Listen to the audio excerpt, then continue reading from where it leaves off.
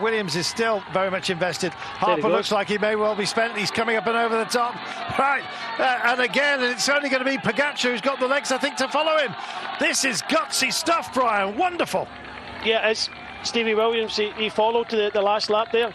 Pogacar's just sitting there. He's not reacting to it at all. So Williams has got a bit of a march, but Almeida is trying to kind of hold this gap, just waiting for Pogacar to actually go. Bernal is also up there, so still a long way to go to the top of this climb here. We'll get about 200 metres, but it's 200 metres of pain. Stephen Williams, genius at work. Well, we've seen him mixing it in the sprints. This sort of terrain as well, it's bread and butter to this man, but it is a big chase down that's coming right now, and none other than Tadej Pogacar himself. Had to be, Brian. Yeah, he's got Bernal, but he's also got Enric Mas there as well, and he's not explosive at the moment, Pogacar. He's not closing this down. In fact, Stevie Williams looked a little bit more explosive than Pogacar here, but Stevie Williams, if he gets over the top here and he's joined by Pogacar, Bernal and Mas, Martinez is trying to come across as well. You would think that Stevie Williams would be good for a sprint here. You would, if he can stay with it. He's done the most difficult part of the remaining geography. Guillaume Martin is also coming up again for Cofidis, the bearded figure. That may well pose something of a threat a little bit later on. Steve Williams goes once again. Well, he's they're giving him due respect. They know they can't give him too much of a margin. And for those who are looking for bonus seconds, including, of course, Enric Mas, then it's important to be in the front group right now. 4.5 kilometres to go. This is that high-speed descent that we've been talking so much about. Let's hope they get through it safely. They'll then kick up for the last descent to bring us home. Only 4.3 kilometres to go, Brian. Yeah, by the looks of it, nobody else is interested in riding here, which is quite unfortunate for Stevie Williams, because he put in a massive attack. Another group just trying to come across. But Stevie Williams looking, the best here, if I have to be honest. He was the one that struck out in the climb. He's the one that wants to ride. Everybody else is just content and sitting on the wheels. Well, you heard the bell there maybe in the background on the effects mic. So some riders only just coming through to start their final lap. They want to get a finish. You've got to complete it, of course. 3.8 from home, and it looks like we may well be up for something of a bunch sprint. How many other quick men other than Stevie Williams have actually made the trip here? It bodes well for him, unless, of course, it just skittles away, courtesy of this descent. 3.5 kilometres from home, this descent and another one. This is off the major peak. They'll have a drag to take us up to the last that will bring us home, and we've got a regathering, Brian. Yeah, we have. It's swelled to about, 25, possibly maybe 30 riders, but as we come around this sweeping right-hand corner, it's when they slow up and then they go up this drag, Carlton, that's where the potential kind of launch pad is for victory. So without having kind of too many kind of teammates with you, it's going to be, I think, a bit of an attacking affair in towards the finish now. It's going to have to be. Let's see who goes up and over the top. Is that Almeida going again? No, this is Mas on the left-hand side from Movistar, Almeida on the right-hand side. Yeah. This is this drag. Any hesitation here, I was looking and they'll at go Almeida. Straight over the top. So the Portuguese comes along and onto the back wheel. Demands being made by all and sundry. There is Chris Harper, who's just trying to stamp on the pedals as well.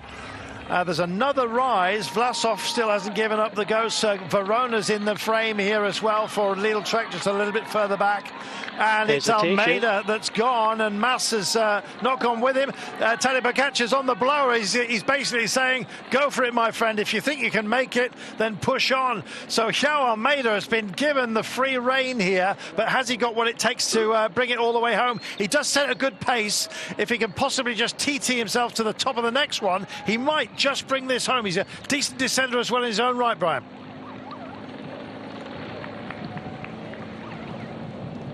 Into the dip he gets. Now Almeida has been given license to go for this by Tadej Pogacar. Can he make it stick, Brian? It's looking less likely. I think it's Tiberi and Bahrain Victorious that's trying to chase down. You got Harper as well. It's 1,700 metres to go. It doesn't look likely at the moment because they're on that kind of chase mode. But, we've seen surprises like this in the past. Almeida went at the right time, but it just needs a hesitation here, and we don't have that because Harper is opening up with the Massa on the wheel. So unfortunately for Almeida, it doesn't look as if he is going to be winning this stage. And there is Williams as well. Stevie Williams is also getting back into this one. 1.3 kilometres to go. Last descent to take, and then a drive for the line. Almeida's had his chance, and here it is, the last descent. He might just have enough. Yeah. He gives it a look back. They're hesitating behind. Here's your Flamme Rouge. He'll be coming into town for that pesky right-hander. It's a little flick-flack here around this roundabout. Who's going to have him? I think he might just get tagged here, and it's looking better for Stephen Williams. What about Harper as well, Brian? Yeah, they're all at it, and that moment of hesitation helped Harper, helped Almeida, but unfortunately he's been brought back, and now difficult to see here from the helicopter shot, but Stevie Williams still in the frame here. Certainly is. They're regathering themselves as well. It's going to turn out to be something of a sprint. Don't be surprised if Tadej Pogacar himself comes up to take this. He's given all his teammates a little bit of opportunity. Steve Williams in wheel 3 at the moment. This is fantastic. And here it's time to open it up. Get your timing right. Steve Williams goes for it. And here he is. He opens up. Guillaume Martin's also in the frame here. Tadej Pogacar himself wants a part of this. Everybody's in the party, and Pogacar's going to get there. Heartbreak Hotel. He's done it yet again. Absolutely magnificent. It doesn't matter whether it's a sprint, a peak, a massive alpine test. He's always going to be there. And he's there again. What about that? What a man. Well, I think we'll be saying all day long, he can do anything, never discount him. He was always the day's favourite, but to win like that was an exciting final. I have to say that he tried to give Almeida the victory. He allowed Marcelo Soler to go on the attack, Groschartner as well, but to have backup like Tadej Pogacar there, he just seems so easy. I felt for Stevie Williams. He was the rider. I think Stevie Williams was the rider that brought back Almeida in the end.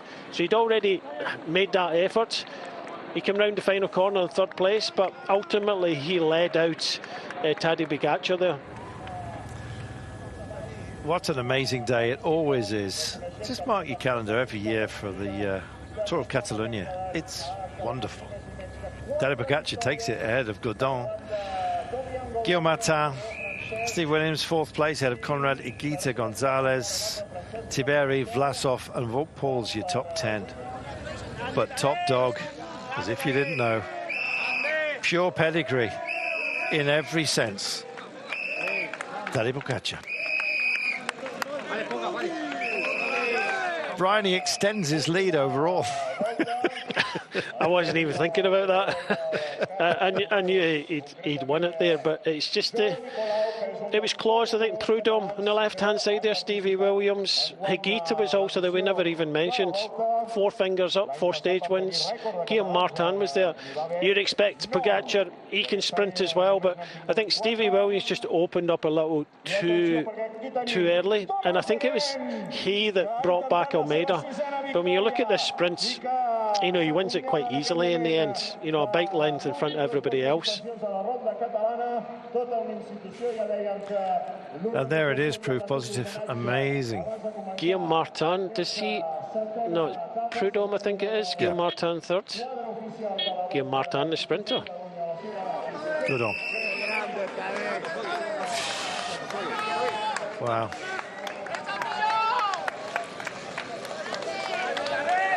Special. Very special, this man. 4 stage wins and a 2nd place on the opening stage, which he believed, and everyone else, that he should have won as well. Amazing. And he's got the green numbers as the most aggressive rider from yesterday. Oh dear. Well, Dorian Godin of Decathlon in 2nd place there, doing a great job. Wow. Well, I've got Wevelgem looming large, of course, so don't forget that. What a day of racing that we have had. Don't forget the Eurosport Cycling as a destination. You can catch up with the Gruppetto with Rob Hatch. It's available on YouTube and TikTok with highlights and chat, of course, with a plethora of interesting guests. Tadej Pogacar wins this race by 3 minutes and 41 overall. Egan Bernal finishes on the podium with Vlasov in 4th and Enric Mas with the same time as Harper, 5th and 6th.